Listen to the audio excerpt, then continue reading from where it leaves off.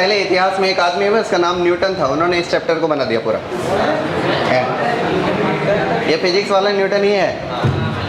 मतलब जितने भी फिजिसिस्ट होते हैं ना वो सब मैथमेटिशियन होते हैं, आपको बता दें हम, क्योंकि बिना मैथ के फिजिक्स का कोई अस्तित्व नहीं है।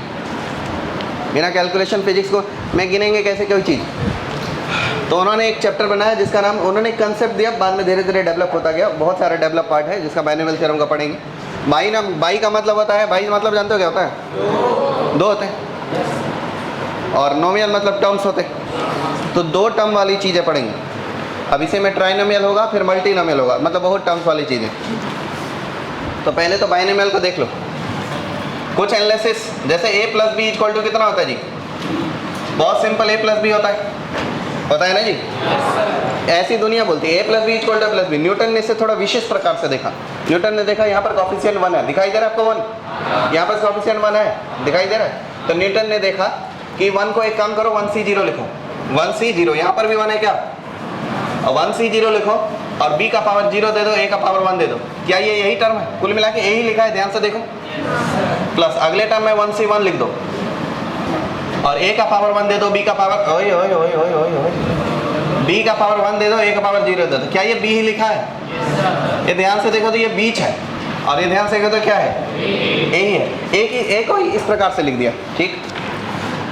अब है a प्लस बी का होल स्क्वायर। सारा जहान जानता है a square plus 2ab plus B square, यही जानता है वो। और न्यूटन ने इसे थोड़ा अलग दृष्टि से देखा। अलग देखा, यहाँ है 1, यहाँ कितना इंडेक्स है जी? 2। तो न्यूटन ने बोला 2c0 होगा, और फिर b का पावर 0 होगा, a का पावर 2 होगा। देखो तो ध्यान से, a स्क्वायर ही लिखा है। 2c0 का वैल्यू 1 ही होता है, और b का पावर 0 का भी वैल्यू 1 ही होता है। ओके, अब देखो आगे न्यूटन ने देखा 2c1, b का पावर 1, a का पावर 1। देखो 2c1 का वैल्यू कितना होता है? क्या ये 2 इंटू ab लिखा है? तो 2ab को न्यूटन ने ऐसे देखा, और अगले पल में देखा 2c2 बावड़े, पहले 2c0 फिर 2c1 फिर 2c2, और b का पावर 2, a का पावर 0। देखो ये b स्क्वायर ही लिखा है। तो ऐसे आप देखते हैं और ऐसे न्यूटन ने देखा, दोनों के डिफरेंस, देखने का डिफरेंस। उन्होंने बहुत गहराई में देखा। तो अब आपको a प्लस बी का होल क्यूब पता होगा, आपको क्या होता है? क्या होता है जी? प्लस यही ना होता है। पर a क्यूब को न्यूटन ने ऐसे देखा। बोलो कैसे देखा होगा? 3c0 b की पावर 0 a पावर 3। अगले पल में क्या देखा? 3c1। अच्छा देखो, एक पैटर्न आपको भी समझ गया। जो लोअर सफिक्स है वही b के पावर में जाता है, और जो बच गया वो किस में जाता है? a के पावर में जाता है। समझ गया क्या आपको? 3c0 b की पावर 0 a की पावर, वो 1/3 दिख रहा है पर है नहीं। ऐसे में तो घपला हो जाएगा जी। 3c0 b का पावर 0 a का पावर 3, 3c1 b का पावर 1 a का पावर 2, 3c2 b का पावर 2 a का पावर 1, 3c3 b का पावर 3 a का पावर 0। देखो ये a क्यूब लिखा है, 3a स्क्वायर b लिखा है, 3ab स्क्वायर लिखा है, और ये 1 b क्यूब लिखा है। वैसे ही लिखा है क्या? तो देखो इस प्रकार से आप a प्लस बी का पावर 4 खोल पाओगे बहुत आसानी से। कैसे खोलोगे? पहले 4c0 b का पावर 0 a का पावर 4, फिर 4c1 b का पावर 1 a का पावर 3, फिर 4c2 b का पावर 2 a का पावर 2, 4c3 b का पावर 2 b का पावर 3 a का पावर 1, फिर 4c b का पावर a का पावर। कोई दिक्कत नहीं किसी को? अच्छा, इसका कैलकुलेशन मैं पहले ही करवा चुका हूँ। ये मैंने बोला था ना प्रैक्टिस करने के लिए, कि एनसीआर का बहुत सारे प्रैक्टिस करने का, ताकि कैलकुलेशन स्पीड स्लो हो जाएगा। नहीं तो आप ऐसे करते जाओ 4c2 4 × 3/2। उतना समय नहीं है, जल्दी जल्दी बोलो। 4c0 कितना? 1 पावर 4 होगा नहीं होगा? 4a क्यूब b होगा नहीं होगा? 6a square b square plus 4ab cube plus b to the power 4। ठीक है, ठीक है। अच्छा, ऐसे न्यूटन ने देखा। इसको मैंने भी कुछ देखा, कुछ अंदाज में मैंने भी देखा। ये न्यूटन व्यू है, ये जनरल व्यू। क्या है ये? आम लोगों की बात, आम लोग, आप जैसे लोग इसको ऐसे देखते। ये कौन सा पार्ट है? Newton view. अब आप मेरा व्यू देखेंगे।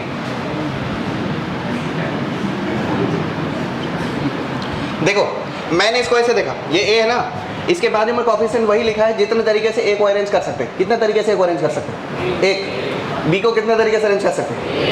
ए ही लिखा। अब ए प्लस बी को होल स्क्वायर में देखो, ए बी को पावर डिस्ट्रीब्यूट किया मैंने, मैं पहले ए को 2 दे दूंगा, कोफिशिएंट क्या आएगा? 2 बार ए और ए को अरेंज करने का कितना तरीका? बावड़े, ए और ए को अरेंज करने का एक ही तरीका, ए ए ए एक ही बात है। ए और बी को अरेंज करने का कितना तरीका? 2। और बी स्क्वायर यानी बी बी को अरेंज करने का कितना तरीका? तो कोफिशिएंट ना वही होता है। अब मैंने ए प्लस बी का होल क्यों देखा? मैं पावर डिस्ट्रीब्यूट कर रहा हूँ, पहले मैं ए को 3 दे रहा हूँ, तो ए को अरेंज करने का कितना तरीका? एक लिखा है यहाँ पर। ए स्क्वायर बी का मतलब है ए बी को अरेंज करने का कितना तरीका? 3 यहाँ लिखा है। और यहाँ ए बी को अरेंज करने का कितना तरीका? और बी क्यूब को अरेंज करने का, बी को अरेंज करने का एक तरीका। ये मेरा भी हो, समझ पा रहे हो आप? अब देखो ये 1 पावर 4, इसका मतलब ए अरेंज करने का कितना तरीका? एक। ए बी अरेंज करने का कितना तरीका? 4 लिखा है यहाँ पर। A B 4 factorial by 2 factorial 2 factorial कितना होगा जी? 2a 2b 4 factorial by 2 factorial 2 factorial. Okay, A B 4 B समझ गए? समझा नहीं समझा? ये मेरे देखने का अंदाज है, इसको मैं लिख नहीं सकता, बस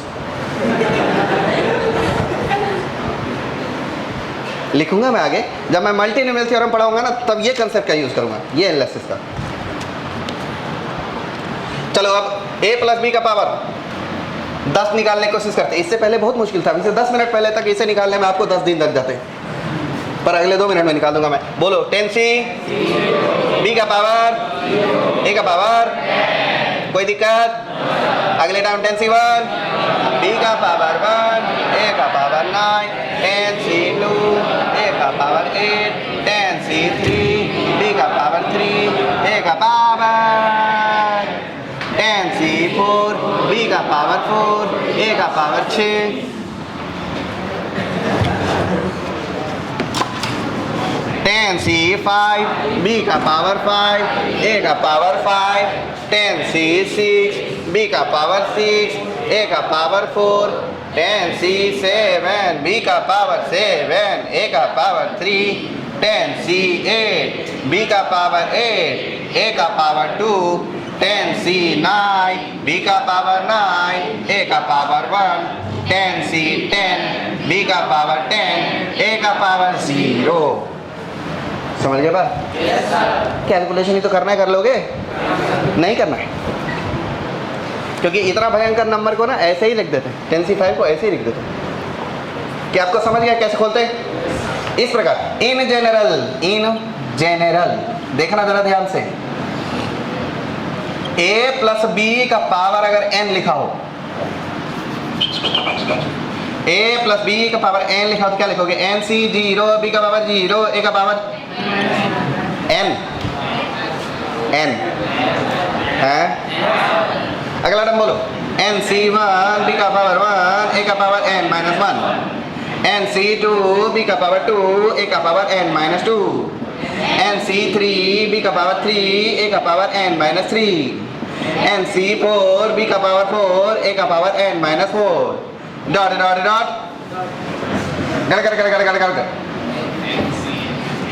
कर एक टर्म होगा NCR b का पावर R a का पावर n माइनस R। क्या आप वही सोच रहे हो जो मैं कर रहा हूँ? ओके, आगे बढ़ो। लास्ट टर्म क्या होगा? डिग डिग डिग डिग डिग NCN b का पावर n a का पावर 0। समझ गए बात? समझ आएगी नहीं आएगी? ओके, जरा ध्यान से देखो। पहले टर्म में लोअर सफिक्स क्या है? दूसरे में, पहले में, दूसरे में कुछ नहीं दिख रहा है 1, तीसरे में, पहले में, दूसरे में, तीसरे में, चौथे में, पहले में, दूसरे में, तीसरे में, चौथे में, पांचवें में। ध्यान से देखो, पहले में, दूसरे में, तीसरे में, चौथे में, पंजे, 10वें, 100वें, 50वें, 1 लाख में, 99,000 99,999। क्या यही ना होगा? मतलब जो है उससे कम, तो बोलो ये कौन सा टर्म होगा, आर एफ या आर प्लस वन एफ? ये देखो कौन सा टर्म है, पहला 0 है तो 0 प्लस 1 टर्म, 1 है तो 2 टर्म हुआ नहीं जी, 2 है तो थर्ड टर्म, 3 है तो फोर्थ टर्म और 4 है तो फिफ्थ टर्म। तो आर है तो क्या मैं बोल सकता हूँ x plus Y to the power n is equal to, general term का सम यही तो होता है जी, NCR y to the power r x to the power n minus r का sigma r starting from 0 and at n। सही है नहीं है? सही है नहीं है? सही है ना? बोलो x plus Y to the power n is equal to summation from 0 to n NCR y to the power r x to the power n minus r। बोलो जरा।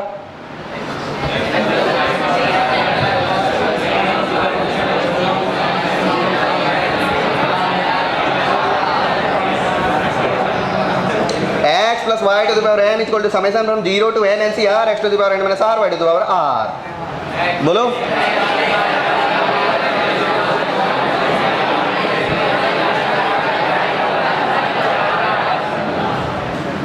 अब आप बोलोगे सर x प्लस वाई, क्या ये power इसको दे सकते हैं? x प्लस वाई के बदले y प्लस एक्स भी तो कर सकते हैं जी, नहीं करना है, ऑर्डर बदलने से मीनिंग बदल जाता है। लोअर सफिक्स किसको जाएगा? सेकेंड टर्म को हमेशा लोअर सफिक्स जाता है, ठीक है। इससे कंफ्यूजन होता था पहले, क्या सेकेंड टर्म को पावर देंगे फिर फर्स्ट टर्म को पावर देंगे, कुछ लोग इसे x प्लस वाई बोलते थे, कुछ लोग इसे y प्लस एक्स बोलते थे।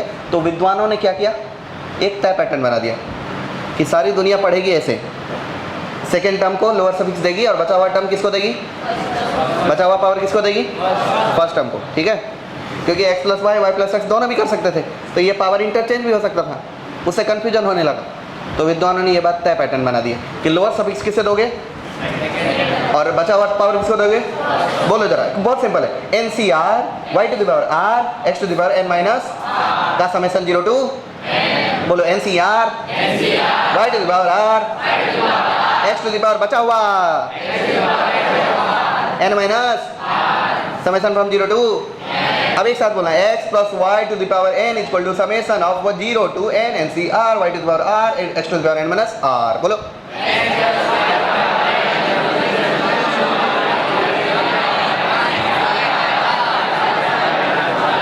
याद हो गया सबको?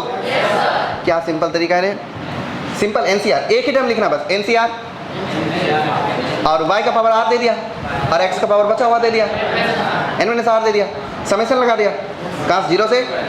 चलो एक और बात देखो, यहाँ पर पावर कितना है जी, नंबर ऑफ टर्म्स कितने हुए, यहाँ पर पावर कितना है जी, नंबर ऑफ टर्म्स कितने हुए, और यहाँ पर पावर कितना है, नंबर ऑफ टर्म्स कितने हुए, यहाँ पर पावर कितना है, नंबर ऑफ टर्म्स कितने हुए, यहाँ पर पावर कितना, नंबर ऑफ टर्म्स कितने, पावर 100 होंगे तो नंबर ऑफ टर्म्स कितने होंगे, पावर 200 होंगे नंबर ऑफ टर्म्स कितने होंगे, पावर अगर n हुआ तो number of terms, power n हुआ तो number of terms, power n हुआ तो नंबर ऑफ टर्म्स। ये तो एक पॉइंट हो गई। दूसरी बात हो गई कि नंबर ऑफ टर्म्स कितने होंगे जी, इक्वल टू n प्लस 1। समझ गए? समझ गए? अच्छा, इस टर्म को कुछ बोलते हैं, इसको बोलते हैं बाइनोमियल कोएफिशिएंट। क्या बोलेंगे?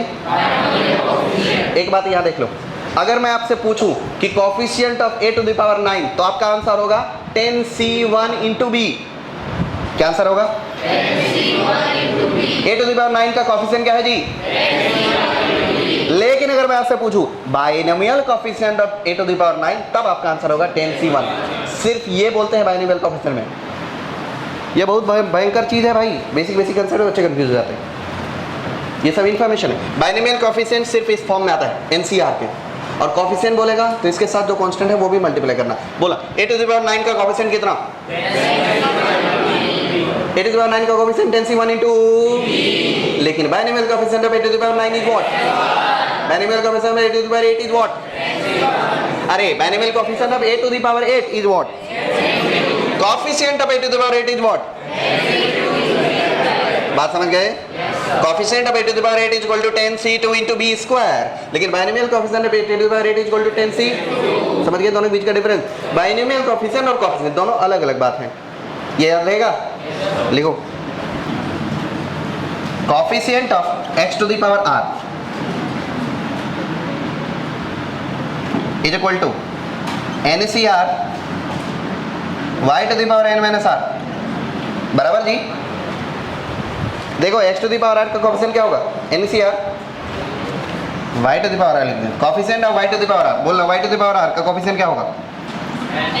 NCR x to the power n minus r, but binomial coefficient of y to the power r is NCR, खत्म। कोफिशिएंट और बाइनोमियल कोफिशिएंट दोनों अलग बात है। Question 1,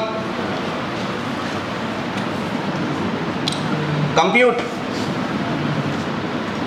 99 to the power 5 by binomial theorem. देखो जी 99 को 100 माइनस 1 लिखते क्या? का पावर 5 लिखते क्या? ओके, इसका क्या हो जाएगा? 5c0 माइनस 1 पावर, अरे माइनस 1 पावर कितना?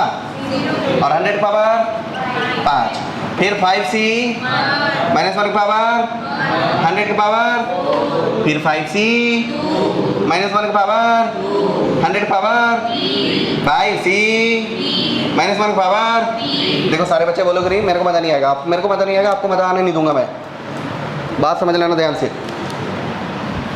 5c3 minus 1 power 100 power, 5c minus 1 power 100 power, 5c minus 1 power 100 power.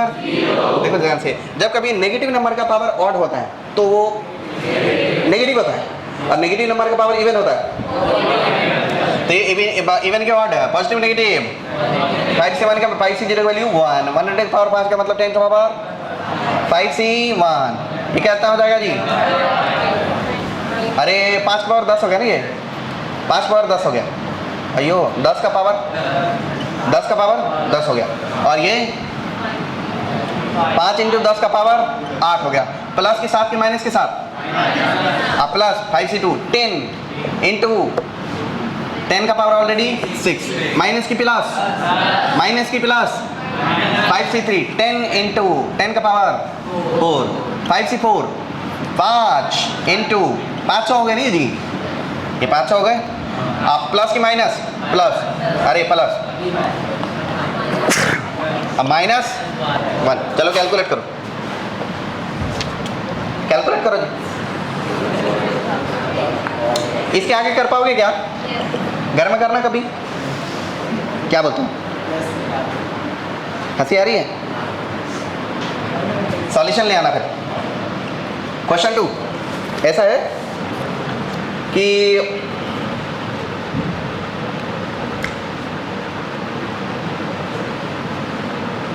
Prove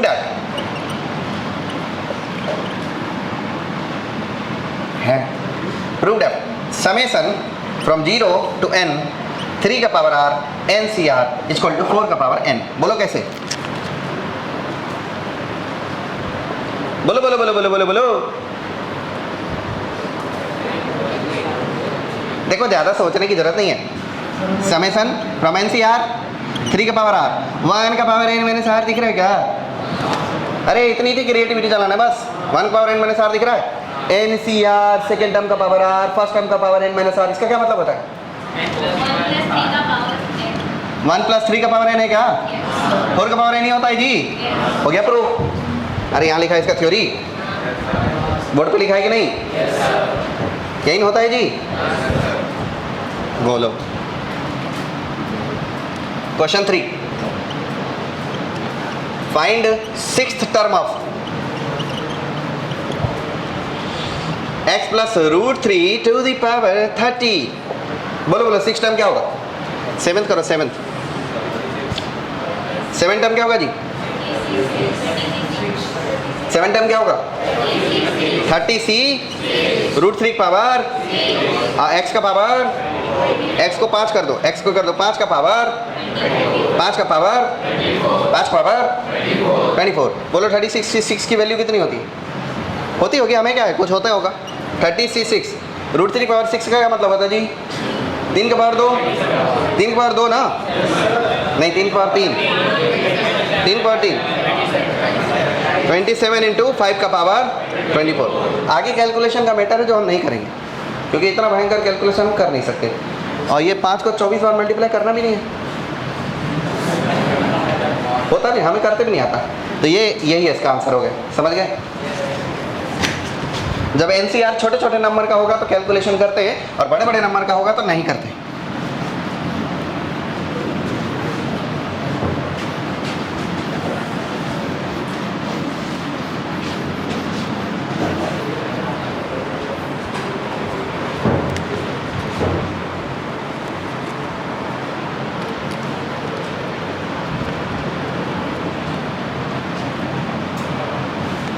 चलो एक क्वेश्चन देता हूं।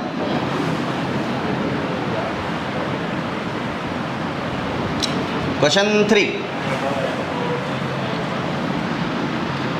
इफ T17 and T18 17वां टर्म 18वां term of the expansion of 2 + a to the power 50 are equal,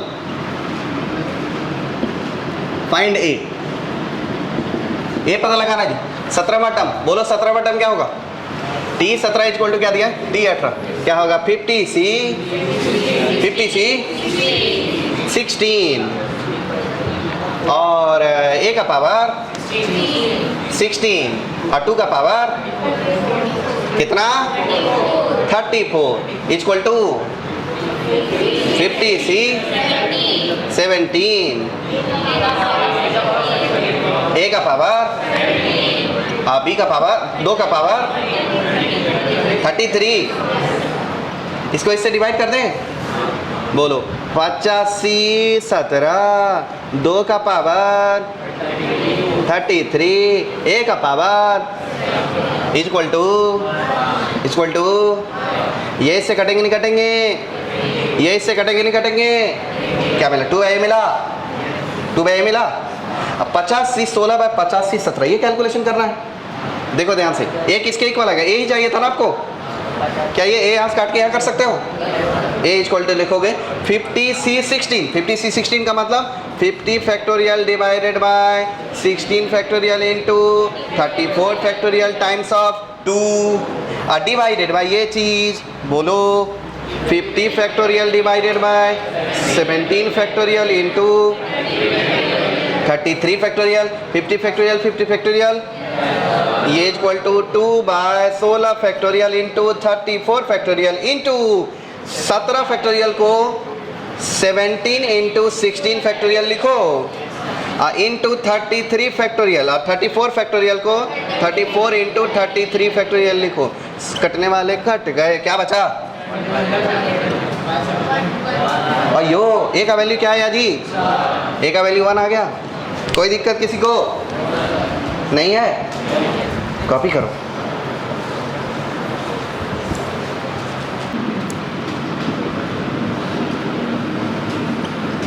largest binomial coefficient. अब मैं इसे short में ऐसा ये लिखूंगा, गाली मत समझ रहा,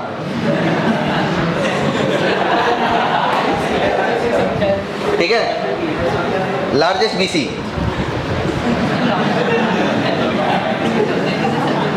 अरे इतना पढ़ा लिखिए तो बहुत ज़्यादा लार्जेस्ट हो जाएगा भाई, शॉर्ट में काम हो रहा है। इसके बदले ऐसा लिख दूंगा, बीच वाला। बीच वाला जानते हो क्या आप? ओके, लार्जेस्ट बाइनोमियल कोफिशिएंट बीच वाला। पूछो कैसे, मैं बताऊंगा। ऐसे देखो, बाइनोमियल कोफिशिएंट का एक चित्र बनाते हैं। पहला कोफिशिएंट NC0 जो इक्वल है NC के। क्या आप ये तथ्य से वाकिफ हो? जानते हो क्या? ओके, इससे बड़ा वाला कोफिशिएंट NC1 जो इक्वल है इससे बड़े वाले के n-1। इससे बड़ा वाला NC2 जो इससे इक्वल है NC सबसे बड़ा कौन होगा? ऐसे ये दोनों इक्वल है। Up up up up up up up, बीच वाला down down down down down down down down. समझ पाए क्या? लार्जेस्ट बाइनोमियल कोफिशिएंट क्या है जी? लार्जेस्ट बाइनोमियल कोफिशिएंट क्या हुआ? बीच वाला। क्या हुआ? बीच वाला। अब जरा उंगली पे समझना, उंगली पे क्या है इसी को समझो। मैंने 4 टर्म रखे, 1 2 3 4 5, कितने टर्म रहे? 6 टर्म, 7 टर्म रख दिए। सबसे बड़ा कौन है? बीच वाला। कितने पोजीशन पे आता? पहला, दूसरा, तीसरा, चौथा। 7 टर्म तब मिलेंगे जब n का वैल्यू 6 हो। चमका। 7 टर्म तब नहीं मिलेंगे जब n का वैल्यू, और अगर n का वैल्यू 10 है कितने टर्म मिलेंगे? n का वैल्यू 20 है कितने टर्म मिलेंगे? n का वैल्यू 30 है कितने टर्म मिलेंगे?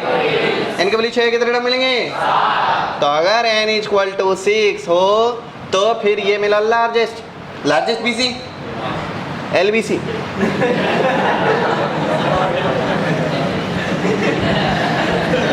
अरे भाई थोड़ा शुद्ध रखो दिमाग। क्या बना दे? समझ जा रहा है ना लड़का? लड़का तो जल्दी समझेगा। एलबीसी देखो, लार्जेस्ट बाइनोमियल कोएफिशिएंट, ये कितने नंबर पे आता है? और 4th नंबर का बाइनोमियल कोएफिशिएंट क्या होगा? 3 होगा। अरे लोअर सफिक्स क्या होता है जी? क्या ये 63 हो गया? 63 हो गया। इसी प्रकार अगर n टर्म होते तो nc n/2 हो जाता क्या? अरे 3 को 3 मत देखो, 6/2 देखो। क्या बोलते हो? क्या बोलते हो? तो लार्जेस्ट बाइनोमियल कोएफिशिएंट क्या हुआ? ये तो एक केस है जब n की वैल्यू इवन हो। n की value if n equal to even number, तो LBC होगा NC n/2। चौक गए क्या?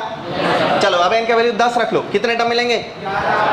1 2 3 4 5 6 7 8 9 10 11। 11 में बड़े कौन है? 1 2 3 4 5 6, 1 2 3 4 5 6, ये बड़ा, ये LBC। समझ गए? बोलो कितना टर्म है ये? छठवां है क्या? छठवां। तो छठवां का क्या होता है? नीचे 5, तो 10c 10/2 होगा क्या?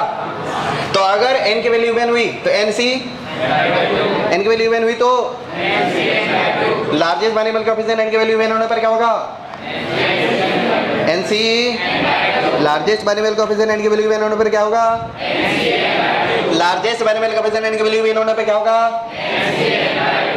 हैं? अब n की वैल्यू ऑड रखेंगे। ये तो पहला केस था n की वैल्यू इवन, अगले केस में n की वैल्यू ऑड रखेंगे। देखो ऑड रखने पर नंबर ऑफ टर्म्स इवन आते हैं।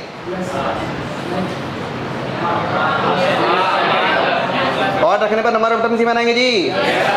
7 रखो, कितने टर्म मिलेंगे? 2 रखो, कितने टर्म मिलेंगे? 3 में, अयो 3 रखेंगे, 3 रखना था। 3 में कितने टर्म मिलेंगे जी?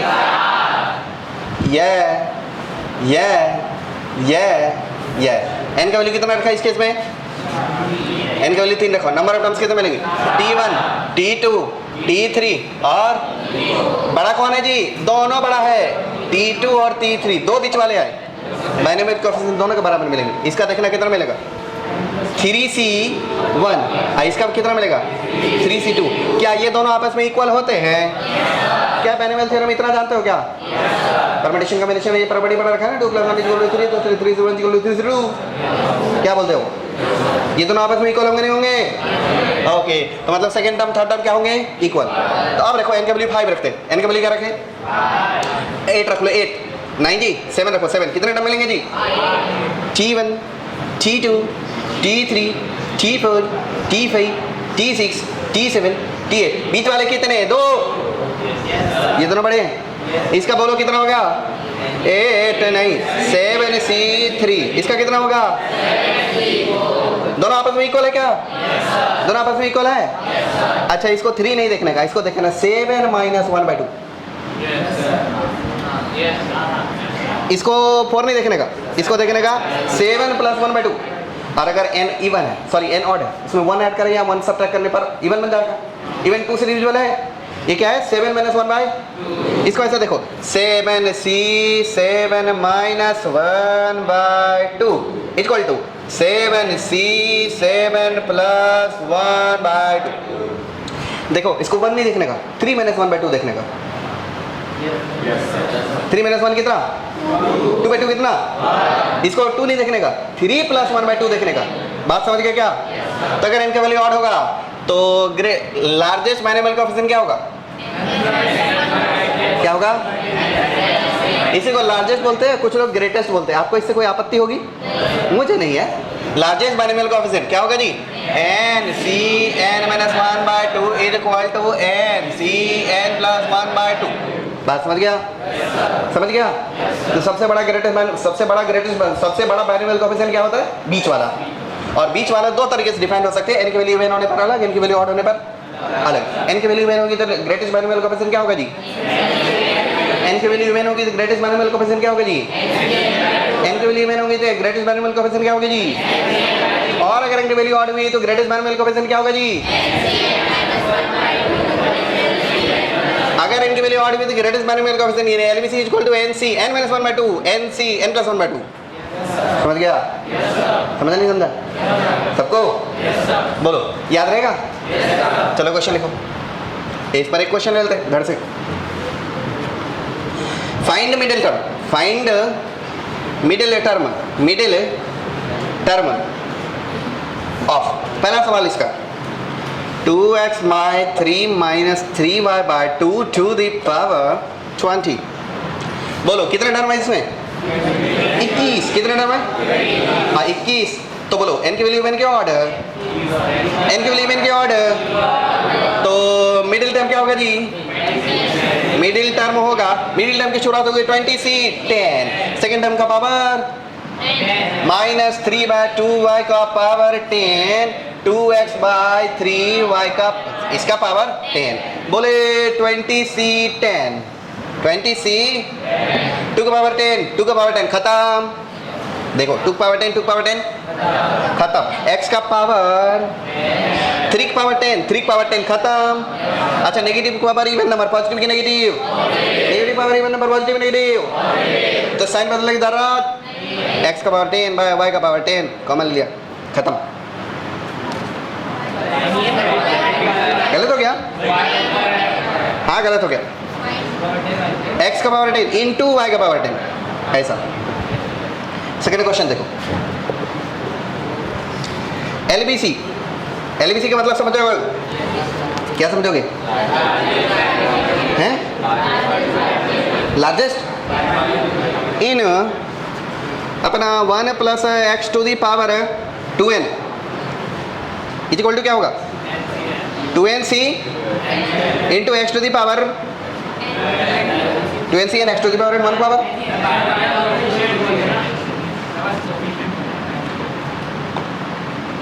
मिडिल टर्म बोला, हाँ LBC बोला। बाइनोमियल कोएफिशिएंट कितना? 2ncn।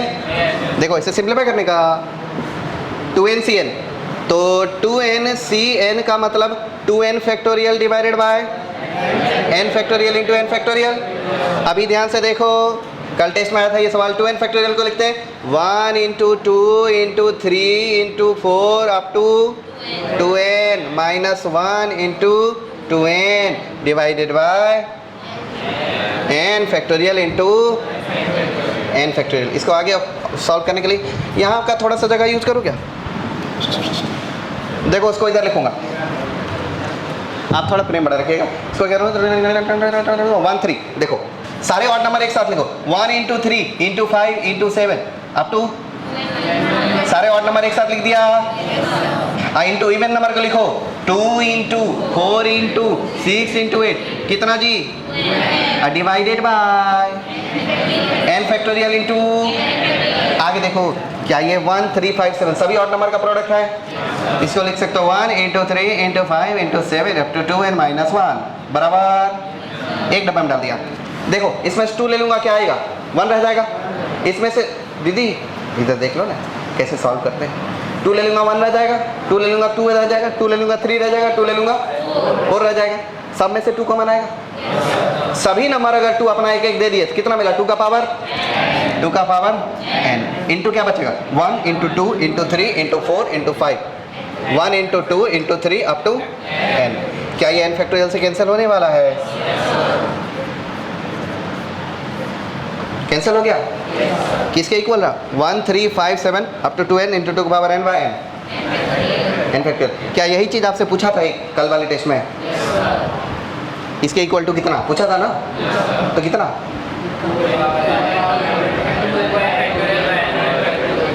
2nCn into n factorial